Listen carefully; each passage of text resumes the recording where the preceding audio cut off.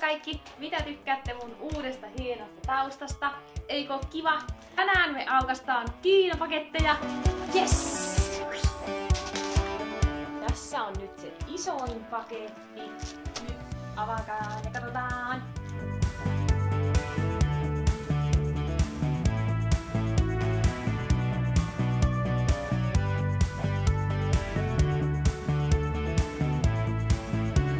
Kesä on kohta ohi, mutta ei se haittaa. Mä en käyttää tätä vielä vaikka missä tää on niin hieno.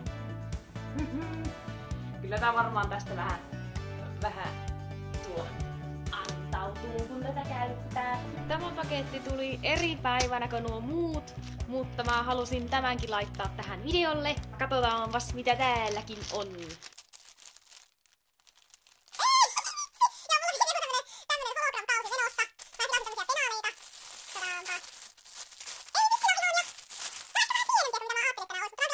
Se on tämmönen hopea. Hologram. Ja sitten on tämmönen pinkki. Nää on niin kivoja. Mä ajattelin käyttää näitä meikkipusseina. Tää on nyt vihon viimeinen paketti, mikä mulla on.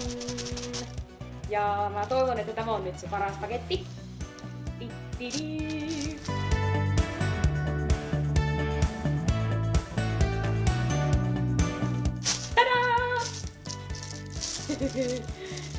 No okei, nämä nyt ei pidä kerro hirveesti sitä, että mitä nämä on.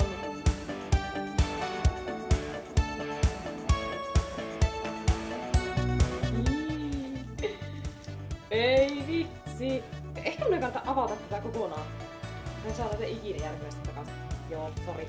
Mutta, elikkä, siis joko te arvaatte mitä varten nämä on? Kirjoittakaa kommentteihin, jos arvaatte mitä varten nämä on. Nämä ei ole perukkeja. Jos joku luulee, että nämä on perukkeja, ei.